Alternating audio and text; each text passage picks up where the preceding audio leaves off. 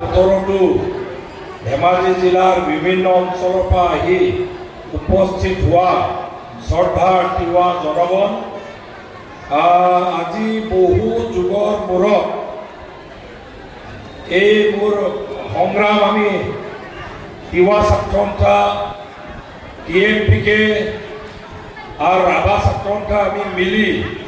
মিছিল ৰাভা তিৱা সকলক সাহিত্যখন প্ৰদান কৰিব লাগে বুলি আমি আজি এই 25-30 বছৰ আগতে প্ৰণৱজ্যোতি মছৰম ডাঙৰীয়া উপিং মাছলাই ডাঙৰীয়া আমি বহু বছৰ একেলগে মিলি অসমৰ বিভিন্ন প্ৰান্তত সংগ্ৰাম কৰিছিলোঁ আৰু এই মোৰ সংগ্ৰামী সতীৰ্থ দুজনক আকৌ জোনাইত পাই মোৰ বহুত ভাল লাগিছে আৰু তেখেতসকলে জোনাইলৈকে অহাৰ কাৰণে সকলো এটা হাত চাপৰি দি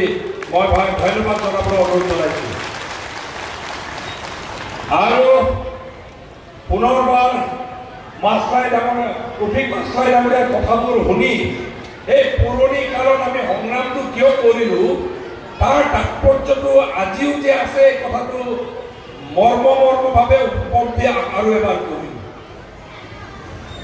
আমি এতিয়াও অনুভৱ কৰোঁ আমাৰ মাজত এতিয়াও চৰ্চা হয় মাছলাই ডাঙৰীয়াই আজি ধেমাজিত আহি ক'বলগীয়া হৈছে যে অসমৰ খিলঞ্জীয়া অকল ধেমাজিত নহয় মৰিগাঁৱত থকা জাগিৰোডত থকা আমাৰ তিৱা লোকসকলে ভাষাটো শিকিবলৈ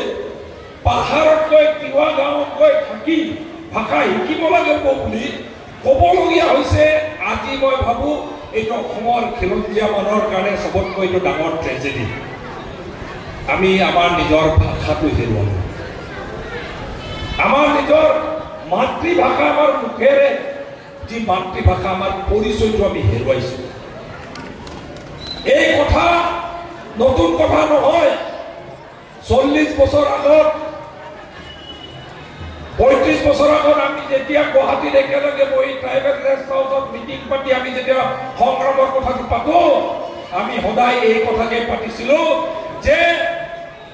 আমি অসমীয়া ক'ব জানিব লাগে অসমীয়া ভালকে জানিব লাগে হিন্দী ভালকে আমি জানিব লাগে ইংৰাজী আমি ভালকে জানিব লাগে ইংলেণ্ডৰ পৰা ব্ৰিটিছৰ ইংৰাজী যদি আমি ক'ব পাৰোঁ দিল্লীৱালাৰ হিন্দী যদি আমি ক'ব পাৰোঁ অসমীয়া যদি আমি জানো তেনেহ'লে নিজৰ শিপা নিজৰ জন্ম আমাৰ নিজৰ জাতিৰ ভাষাটো আমি কিয় ক'ব নাজানো এইটো বহুত ডাঙৰ এটা ট্ৰেজেডি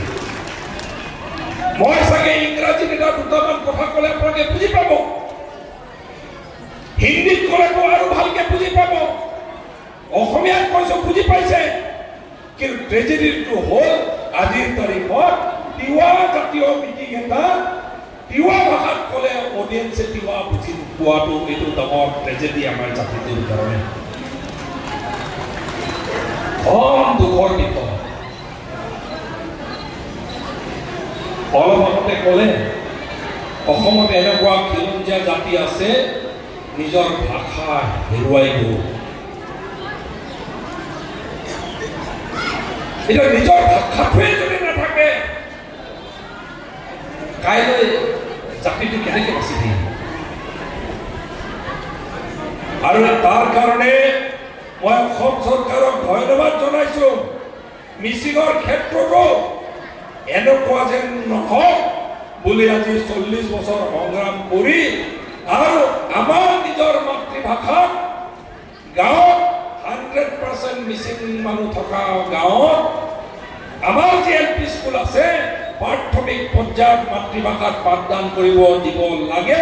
মিডিয়ামক ইনষ্ট্ৰাকশ্যন কৰিব দিব লাগে বুলি 40 বছৰ দাবী কৰি থকা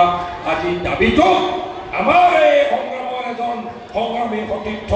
আমাৰ সংগ্ৰামৰ নেতা এজন আজি শিক্ষামন্ত্ৰী ডক্টৰ ৰণোজ পেগু আজি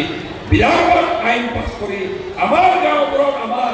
মিচিং ভাষাৰ পঢ়াব পৰা ব্যৱস্থা কৰি দিয়াৰ কাৰণে মই আজি পুনৰবাৰ এই এজন খিলঞ্জীয়া আমাৰ সহকৰ্মী হিচাপে মই তেখেতক ধন্যবাদ জ্ঞাপন কৰিছোঁ